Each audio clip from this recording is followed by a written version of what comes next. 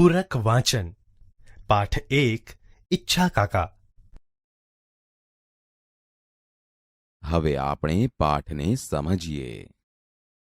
જાનૈયાઓ જાનીવાસમાં આવ્યા ત્યારે સૌને ઊંટ મારવું પડે એવી આકરી તરસ લાગી હતી. છતાં પહેલું કામ પાણી પીવાનું ન કર્યું, પણ પાઘરણ ભર્યા હતા. એ ઓરડી પર જ હલ્લો લઈ ગયા. કારણ હતું, પોષ મહિનો હતો. રીંગણી બાળી નાખે એવા હિમ પડતા હતા. તેમાં વળી ભોગજોગે જાનને ઉતારો પણ ભાદરના મધવહેણ ઉપર જડુંબી રહેલા દરબારગઢમાં મળ્યો. પછી તો ટાઢની કાતિલ અસરનું પૂછવું જ શું? હજી તો સમી સાંજ હતી. જાનના સામૈયા પણ નહોતા થયા. ત્યાર પછી જમી કારવી સુવા જવાને તો હજી બહુ એકની વાર હતી. પણ તરસ લાગે ત્યારે કૂવો ખોદવા બેસાય છે, અને આ 50 માણસ વચ્ચે સાવ પાપડ જેવી પાતળી 30 ગોદડી વેવાઈએ આપેલી, એ કોને પૂરી થાય? સૌએ 2 ગોદડા બગલમાં મારીને ઉતારાના મનગમતે ખૂણે સંઘરી દીધા. ખાવાનું ન જડે તો કંઈ નહીં, પણ ઓઢવાનું નહીં જડે તો આખી રાત ઠૂંઠવાવું પડશે. આ સૂત્રને નજર આગળ રાખીને જ આ ગોદડા લૂંટ ચાલી. એલા એ ઓલો ઈચ્છા કાકો, મારો દીકરો વરનો બાપ હોય એટલો રૂઆબ કરે છે, તો એને આજે ગોદડા વિનાનો રખડાવીએ તો જ ખરા. હા હો, ઈ વાત સરસ સૂજી. મારા બેટાને ગોદડા વગરનો રાખીએ તો એને ખબર પડે કે જડ્યાતા ખરા જાનૈયા. ઈ જ લાગનો છે. જેતલસરને જક્સને ચાના એક કપમાં પણ મારે દીકરે આડી જીભ વાવી. કહે કે ઈ તો વેવાઈને માંડવે જઈને જ ચા પીશું. અહીં સ્ટેશનમાં તો ચા મોંઘી દાટ જેવી હોય. એક તો પૈસા વધારે લે ને પાછી સાવ ભૂ જેવી ચા આપે. આમ કહીને આખી જાનને ચા વિનાની જ રાખી. તો આજે એના પર રીગડી કરીએ. વર રાજા ફેરા ફરી લેશે ત્યાં સુધી ઈ તો વેવાઈને માંડવે હશે, એટલે મોડો અહીં આવશે ને આપણે તો 2ની સોળ તાણીને ઘરડ ઘરડ. પછી સામૈયા થયા. વરબેડિયું આવ્યું અને વેવાઈને ઘેર જઈને વરરાજા તોરણ છબી આવ્યા. પણ એ તો વરરાજાને કન્યાનો લોભ હતો. જાનૈયાઓને તો જમ્યા સિવાય બીજો કયો લોભ હતો? પણ ના, આજે તો જાનૈયાઓને જમવાનો પણ એટલો લોભ નહોતો જેટલો ગાદલા ગોદડા સંભાળવાનો લોભ હતો. ખાધું ના ખાધું કરીને જાનૈયાઓ તો ઉતારે આવીને પોતપોતાના ડબલ ગાદલાઓ ઉપર પડ્યા. ઊંચે જીવે આવેલા એટલે ઓળકાર પણ ગાદલા પર સૂઈને જ ખાધા. પછી વેવાણો કલવો લઈને આવી, પણ મારા વાલીડાઓ કોઈ ઊભા ન થયા. રખેને ડીલની હૂંફ આપીને હૂંફાળું બનાવેલું ગાદલું બીજો કોઈ પચાવી પાડે? છાબ લઈને જવા માટે વરના મામાએ જાનૈયાઓને પડકાર્યા. ત્યારે એ પડકારથી જ કેટલાકના નાક ઘરડ ઘરડ બોલવા લાગ્યા. એલાવ, લાપસી કઈ બહુ દાબી છે? તી અટાણમાં સૌનું ધારણ વળી ગયું? પણ જવાબ આપવા જેવી મૂર્ખાઈ કોઈ કરે ખરું? છાબ લઈને પણ વરરાજાના અંગત 5 માણસો જ ગયા. ત્યાં તો પાછળથી બૂમ પડી, પાગરણ ઓછું છે એટલે વેવાઈને કહેજો જટ મોકલી આપે, નહીતર જાનૈયાઓ ટાઢે ઠરશે. વેવાઈએ અંતરિયાળ આડોશી પાડોશીના પટારા ઉઘાડાવ્યા. વાળંદ આવીને ગાદલા ગોદડાનો ઢગલો કરી ગયો. એલા એ, વેવાઈને ઘેર ઓશિકા બોશિકા છે કે પછી એમને એમ જ સૌ સૂવે છે? વાળંદે કહ્યું, ભાઈ સાહેબ, ઓશિકા ન હોય એવું બને, પણ આટલા સામટા માણસને ક્યાંથી પૂરા પડે? પૂરા ન પડે એનો અમને કોઈ વાંધો નથી. ઓશિકાની જગ્યાએ એક ગોદડું મૂકવું પડશે, બીજું શું? સૌએ શહેનશાહના દીકરાઓની જેમ જ લંબાવ્યું. વેવાઈને ત્યાંથી જાન બહુ મોડે જમીને ઉઠી, એટલે પાછળથી માંડવિયાઓ અને એમના પછી પીરસણિયાઓને જમતા બહુ સમય લાગ્યો. પછી વધ્યું ઘટ્યું માંગણ ભિખારીઓને આપવામાં અને ચોકો સાફ કરવામાં રાતના 12 વાગી ગયા. વેવાઈએ વરઘોડાની તૈયારી કરવાનું કહેવડાવ્યું. વરરાજાએ શણગાર સજવા માંડ્યો. ધોતિયાની પાટલી ચીપવામાં જેટલો વખત લાગ્યો એથી 3 ગણો વખત તો સાફાએ લીધો. આજે મોડા ભેગું મોડું કરાવવું હોય એમ સાફાએ પણ જાણે રૂસણા લીધા. કેમે કર્યું વરરાજાના માથા ઉપર ફીંડલું સરખું બેસે જ નહીં. એક વખત બરોબર વીંટાઈ ગયું, પણ અરીસામાં જોતા લાગ્યું કે કપાળ ઉપર વાળના વાંકડિયા જરીક દેખાતા રહેવા જોઈએ, એ નથી રહી શક્યા. બીજી વખત માંડ માંડ એ વાળનું પતાવ્યું ત્યાં છોગા માટે છેડો ટૂંકો પડ્યો.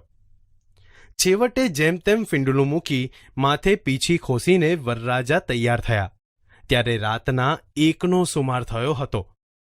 આ વખતે જાનૈયાઓમાંના ઘણા ખરાઓએ તો એકી ઊંઘ પણ ખેંચી કાઢી હતી.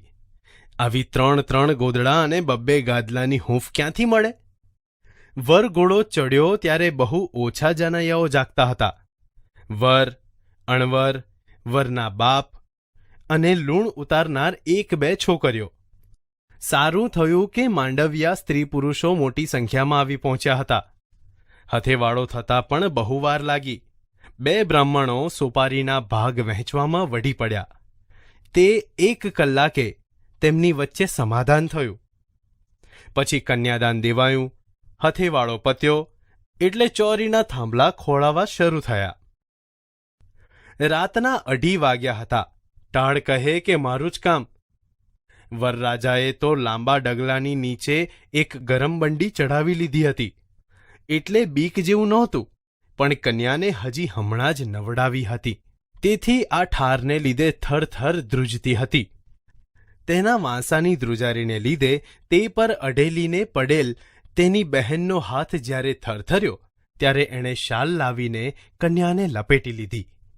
આ ટાણે જાનીવાસામાં જાનૈયાઓ 1 પડખું ઊનું થવાથી 16માં હળવેકથી બીજું પડખું ફેરવતા હતા.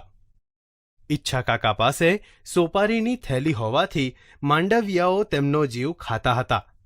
કેટલીક સ્ત્રીઓએ તો ગીતમાં પણ ઈચ્છા કાકાને ઝડપ્યા. જોયું રે ઈચ્છા તારું મોટપણું રે, તે તો સોપારીના કટકા સારું હેઠું જોયું રે. ઠંડીમાં ઈચ્છા કાકા ધ્રુજતા હતા, છતાં આ લીટીઓ સાંભળતા ધન્યતા અનુભવી રહ્યા હતા. વરઘોડિયા ફેરા ફરી રહ્યા એટલે સૌ જાનીવાસા તરફ ઉપડ્યા. સૌથી મોખરે વાળંદ કિટસન લાઇટ લઈને ચાલતો હતો. પાછળ વરઘોડિયા, એની પાછળ અણવર, ઈચ્છા કાકા અને બીડા લેવા માટે વેવાઈ પક્ષનો સ્ત્રી વર્ગ ચાલતો હતો. ઉતારામાં અત્યારે નસકોરાનો અવાજ ન ગણીએ તો સાવ શાંતિ હતી. ગોર મહારાજે ગોત્રેજના ચાંદલા આગળ દીવો કર્યો અને 2 માટલીઓ ગોઠવી. વરઘોડિયા કોડી રમવા બેઠા. ઈચ્છા કાકાએ પોતાનો સોંપાયેલો હવાલો હજી છોડ્યો નહોતો. કોડીની રમત રમાઈ રહી એટલે વેવાણોએ બીડા માંગ્યા. ઈચ્છા કાકા સિવાય બીજો કોઈ પણ માણસ એવી શક્તિઓ નહોતો ધરાવતો જેને નાણાં વિષયક જવાબદારી સોંપી શકાય. હવે બન્યું એવું કે બીડા લેનારી વેવાણોની સંખ્યા ધાર્યા કરતાં ઘણી મોટી નીકળી પડી. એ સૌને જુદી જુદી રકમના બીડા જમણા હાથની મુઠ્ઠીમાંથી ડાબી હથેળીમાં બરોબર 2 વખત ગણીને આપવા જતા ઘણો સમય વીતી ગયો. વરરાજાને તો આખા દિવસનો નકરડો ઉપવાસ હતો અને ઠેઠ મોડેથી ફરાળ મળ્યું હોવાથી એમાં કાંઈ સોદરી વળી નહોતી. એ તો થાકોડાને લીધે કડકડતું ધોતિયું અને બોસ્કીના પહેરણ સોતા કરચલી પડવાની પણ બીક રાખ્યા વિના ખાટલામાં પડ્યા. અણવર પણ આખા દિવસની ઓનરરી માનાર મજૂરી કરી હોવાથી થાકીને ટેં થઈ ગયો હતો. તેમણે પણ જગ્યા કરીને લંબાવ્યું. વરના બાપા તો આગલી રાતે રૂપિયાની કોથળીઓ ગણવા આડે ઊંઘી જ નહોતા શક્યા. તેમાં વળી આજની પણ પોણી રાત ભાંગી. આજના ખર્ચનો હિસાબ આવતી સવારે લખવાનું નક્કી કરી તેમણે પણ કબજો ઓશિકા નીચે મૂક્યો. લુણાગરી છોકરીઓ તો આમેય ઊંઘતી જ હતી. એ તો બિચારી આવતા વેત જ ઢળી પડી. ઈચ્છા કાકાને વેવાણોએ બીડા માટે બહુ રોકી રાખ્યા. રાતના 3 ટકોરે ઈચ્છા કાકા દાખલ થયા ત્યારે ઓરડામાં 300 કેન્ડલ પાવરની ફૂંફાડા નાખતી કિટસન લાઇટ સિવાય બીજું કોઈ જાગતું નહોતું.